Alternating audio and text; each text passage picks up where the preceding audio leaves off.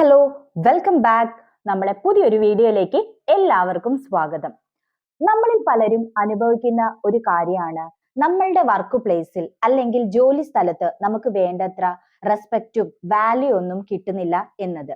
ഇത് ചിലപ്പോൾ മുന്നേ നമ്മൾ അനുഭവിച്ചിരുന്ന ഒരു കാര്യമായിരിക്കാം, അല്ലെങ്കിൽ ഇപ്പോൾ നമ്മൾ അനുഭവിച്ചുകൊണ്ടിരിക്കുന്ന ഒരു കാര്യമായിരിക്കാം. ഇന്നത്തെ വീഡിയോയിൽ കൂടി നമ്മൾ ഡിസ്കസ് ചെയ്യാൻ പോകുന്നത് എങ്ങനെ നമുക്ക് ജോലി സ്ഥലത്ത് നമ്മൾ അർഹിക്കുന്ന ഒരു ബഹുമാനം നേടിയെടുക്കാം എന്നതിനെ കുറിച്ച് ഒന്ന് രണ്ട് പോയിന്റ്സ് ആണ്. അപ്പം ഇന്നത്തെ പുതിയൊരു വീഡിയോയിലേക്ക് എല്ലാവർക്കും ഒരിക്കൽ കൂടി സ്വാഗതം. ആദ്യമായിട്ട് നമ്മൾ എന്താ ചെയ്യേണ്ടത്? നമ്മളെ തന്നെ സ്വയം ഒന്ന് അനലൈസ് ചെയ്ത് നോക്കാം. എന്തുകൊണ്ടാണ് ഞാൻ അർഹിക്കുന്ന ഒരു ബഹുമാനം എനിക്ക് എൻ്റെ വർക്ക് പ്ലേസിൽ കിട്ടാത്തത് എന്ന് നമ്മൾ ചിന്തിക്കുക. എൻ്റെ എന്തെങ്കിലും തരം ബിഹേവിയർ കൊണ്ടാണോ, അല്ലെങ്കിൽ എന്നെ സംബന്ധിച്ച് എന്തെങ്കിലും കാര്യങ്ങൾ കൊണ്ടാണോ ഞാൻ അർഹിക്കുന്ന ഒരു റെസ്പെക്റ്റും വാല്യൂ ഒന്നും എനിക്ക് ലഭിക്കാത്തത് എന്ന കാര്യത്തെക്കുറിച്ച് നമ്മൾ സ്വയം ഒന്ന് ചിന്തിക്കുക. അതിനുശേഷം ഈ പറയുന്ന ചില കാര്യങ്ങൾ കൂടി നമ്മൾ മനസ്സിലാക്കുക. അപ്പൊ അതെന്തൊക്കെയാ കാര്യങ്ങൾ എന്ന് നമുക്ക് നോക്കാം. ഓക്കെ, ഒന്നാമത്തെ കാര്യം എന്താണെന്നറിയോ? നമ്മളുടെ കോവർക്കേഴ്സിനോട് ഒരുപാട് അങ്ങോട്ട് നമ്മൾ ഫ്രണ്ട്ലി ആവാണ്ടിരിക്കുക. എന്ന് വെച്ച് മസിൽ പിടിച്ചിരിക്കണം എന്നല്ല, ഒരു പരിധിയിൽ കൂടുതൽ നമ്മൾ ഫ്രണ്ട്ലി ആവാണ്ടിരിക്കുക. നമ്മൾ ഒത്തിരി അവരായിട്ട് കമ്പനിയും കാര്യങ്ങളൊക്കെ ഡിസ്കസ് ഒക്കെ ചെയ്യുന്ന സമയത്ത് ചില സ്ഥലങ്ങളിൽ നമ്മളോടുള്ള റെസ്പെക്റ്റും വാല്യൂ ഒക്കെ കുറഞ്ഞു വരുന്നതായിട്ട് കണ്ടിട്ടുണ്ട്. പിന്നെ നമ്മളുടെ ഫാമിലി മാറ്റേഴ്സ് അല്ലെങ്കിൽ നമ്മളെ കുടുംബത്തിൽ നടക്കുന്ന പല കാര്യങ്ങളും അതൊന്നും നമ്മൾ അവരുമായിട്ട് ഡിസ്കസ് ചെയ്യാണ്ടിരിക്കുക.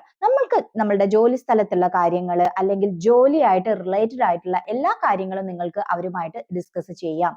ഒരുപാട് പരിധിയിൽ കവിഞ്ഞ് ഒരു ഫ്രണ്ട്ഷിപ്പ് കീപ്പ് ചെയ്യാണ്ടിരിക്കുക എന്നാണ് ഞാൻ ഉദ്ദേശിച്ചത്. അടുത്ത കാര്യം എന്താണെന്നറിയോ? എപ്പോഴും ടീമായിട്ട് വർക്ക് ചെയ്യാനായിട്ട് ശ്രമിക്കുക. അപ്രീഷിയേറ്റ് ചെയ്യേണ്ട കാര്യങ്ങളൊക്കെ നമ്മൾ അപ്രീഷിയേറ്റ് ചെയ്യുക. ഇനിയിപ്പം നമുക്ക് നമ്മളുടെ ഒരു സ്റ്റാഫിനോട് എന്തെങ്കിലും ഒരു കാര്യം പറയണം, കാരണം അവന് പ്രൊജക്റ്റിലൊക്കെ കുറച്ച് പുറകിലേക്കൊക്കെയാണ്. അപ്പം അവനോടൊന്ന് സംസാരിക്കണം എന്നുണ്ടെങ്കിൽ നമ്മൾ എല്ലാവരുടെയും മുന്നിൽ വെച്ചിട്ട് അവരോട് നമ്മൾ കാര്യം പറയാതെ സെപ്പറേറ്റ് ആയിട്ട് നമ്മൾ പേഴ്സണൽ ആയിട്ട് വിളിച്ചിട്ട് കാര്യങ്ങളൊക്കെ അവതരിപ്പിക്കുക. അങ്ങനെ ചെയ്യുമ്പോൾ ആ വ്യക്തിക്ക് നമ്മളോടുള്ള റെസ്പെക്റ്റ് കൂടും. പിന്നെ നമ്മളുടെ ടീം വർക്കും നല്ല സ്മൂത്ത് ആയിട്ട് പോവാനും ഇത് നമ്മളെ ഹെൽപ്പ് ചെയ്യും.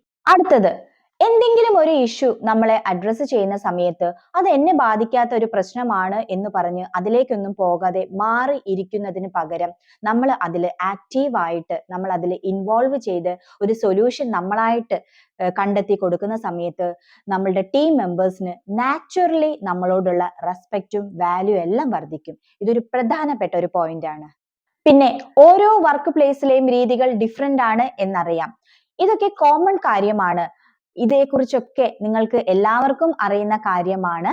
ഇത്തരം ചെറിയ ചെറിയ കാര്യങ്ങൾ നമ്മൾ ശ്രദ്ധിച്ചാൽ നമ്മളുടെ വർക്ക് പ്ലേസിൽ ഉണ്ടാകുന്ന ആ ഒരു സ്ട്രെസ് ഇല്ലേ, ആ ഒരു സ്ട്രെസ് നമുക്ക് മറികടക്കാനായിട്ടും വളരെ സ്മൂത്ത് ആയിട്ട് കാര്യങ്ങൾ മുന്നോട്ട് കൊണ്ടുപോകാനായിട്ടും സാധിക്കും.